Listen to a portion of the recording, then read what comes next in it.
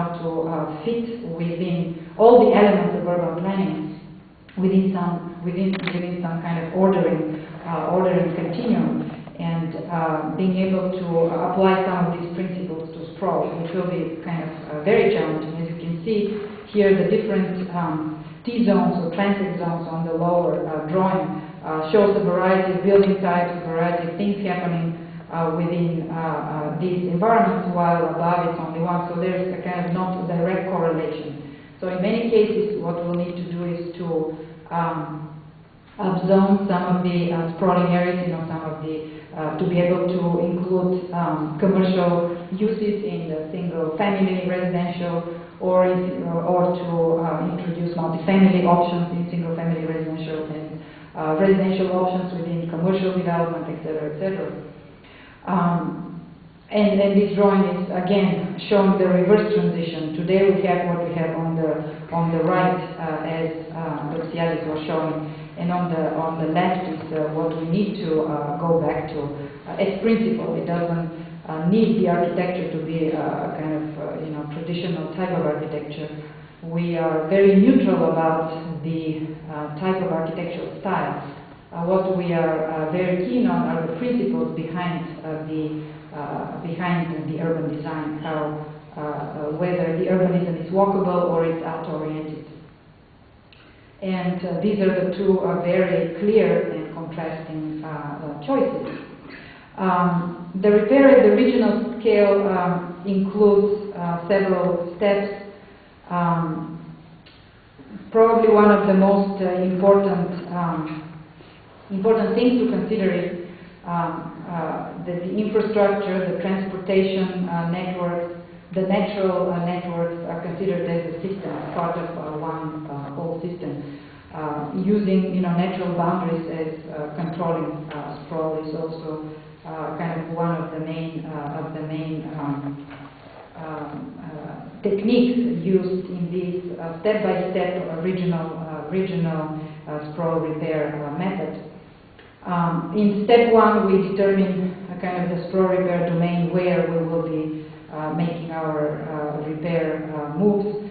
This is a very probably generalized and idealized picture of sprawl, but you can recognize the sparse network of the freeway in black and in gray, the arterials, the collectors in red, lighter yellow, local streets and cul-de-sacs. Actually, this drawing is a kind of wishful thinking. There's much more connectivity than sometimes we find in our sprawling communities.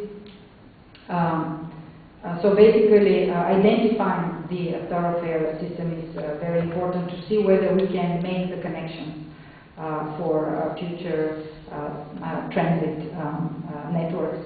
The second step is to delineate preservation and reservation areas. Preservation are the ones which need to be to stay not to be undeveloped, not developed in perpetuity. And the reservation areas are like, for example, jurisdictional wetlands or historic easements and things like that.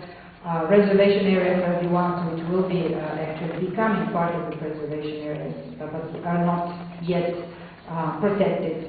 And through the method of maybe transfer of development rights or purchase of development rights, it can happen further down the line. And you can see that actually this may be challenging to some extent, because some of these greenways and some of these connected preservation areas go over sprawl. I mean, there are many places where important watershed delineations actually go through, parking lots actually go over them. So some of the repair which will be at this level, daylighting creeks, daylighting important environmental features which make sense in the larger regional picture. They need to be connected. So some of the repair will be in this light. The next step is to prioritize the commercial and employment nodes. As I said, it will not be every commercial node out there in sprawl to be repaired. It's not going to be every one of them. We are a kind of an over-retailed nation. We have much more square footage of retail per capita than anywhere in the world. believe we are twice as much as Canada, and I don't know, many times over anybody in Europe. And now is the time that probably we have too much of it. Otherwise, we wouldn't have had all these, basically boarded boxes from the smallest to the largest. And you can see here that these arrows actually show different service areas of different types of commercial nodes, from the convenience store to convenience center, community regional centers, power centers, lifestyle centers, employment centers, etc., etc. And these actually are not to scale. They are 5 miles, 1 mile, 2 mile service radii. They overlap tremendously. So we have to be very selective and choose only the ones which have the best potential, whether it will be an ownership, the ownership structure, whether it will be the location, whether it will be the potential for redevelopment on the ground from an environmental point of view. Then prioritizing the potential transit and infrastructure network is another very important step. Again, here this is an idealized situation where you can have, heavy rail along the highway, for example, light rail along one of the arterials in east-west direction. Again, perpendicular to it in darker gray are the bus rapid transit, the tram in a kind of the lighter purple color, a tram or a trolley or a circulator bus which goes through the neighborhood centers. And these are the places where kind of the retrofit, the repair of the fabric will be concentrated. And this is basically where you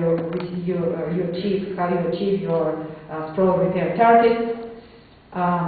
Then the implementation of the transfer of development rights basically achieves the continuity of the environmental areas, the preservation and reservation areas. And the final step is the assemblage of the sector map, where all these layers are basically overlaid on each other, and you see that there is a connectivity between the transportation system, and there is the logic of the larger town center, neighborhood centers, and then a kind of a regional urban core, which may happen where we have very high concentrations of employment and commercial activity. We have also developed the so-called sprawl repair assessment tool, and I'm not going to dwell too long on it, but it's also a kind of to help municipalities, to help also developers when they look at a project or look at one of these sprawling communities and see what is the potential for redevelopment, for sprawl repair. First, whether there is a chance to restore the neighborhood structure. This is one of the biggest challenges, actually, because of the lack of connectivity of thoroughfares, to restore the neighborhood structure, to make something walkable within some of our sprawling residential communities, for example, is very challenging. So this is one thing to think about. Viable infrastructure and utilities is another. Environmental performance, basically how these developments will relate to existing environmental resources, and whether they're in the way of some larger regional, for example, watershed restoration or not. Whether the housing stock is robust or is really in very bad shape, and the overall financial viability. And of course, the score can be, if it's 3 or more, yes, it will be worth for, trying to evolve this place into neighborhood centers, town centers, or regional urban cores, or it will be a kind of a devolution choice. We will leave them as they are, then there will be, kind of the sprawling areas will be what they are, or we will be replacing them with agricultural land, or they will be reverting to open space. Of course, this is in case when there is a high percentage of foreclosures and abandonment and crimes moving, etc., etc. The next level, I forgot to say that the sprawl repair method kind of works in all planning scales, starting from the region and then goes to the community scale, when I will march through a bunch of the idiosyncratic sprawl repair types, which are important enough that they can actually affect the community around. That's why we call them the community scale. They can become neighborhood centers, they can become town centers. And then the last two scales, one is the scale of the block, where you can make interventions on the small scale, and all the way down to the single block in the building, where the interventions can be done with much less investment, with much smaller redevelopment efforts. I will start with actually the single-family subdivision, which is probably kind of the most controversial one. The single-family subdivision, usually has a very strong homeowners association, and without them being a kind of the main proponents of any kind of repair, without people to be behind them, these are strong governments. The homeowners associations are very strong governments, kind of local governments, and they decide many things. Without them being on board, nothing of this sort can happen. But these drawings are really quite kind of polemical and radical to some extent, very ambitious.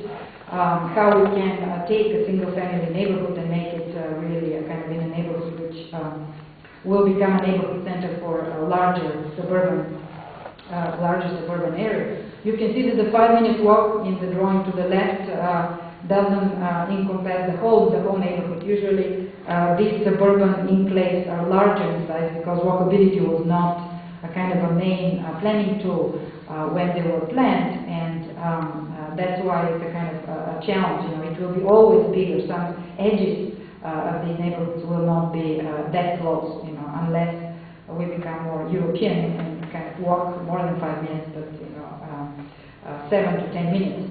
But of course,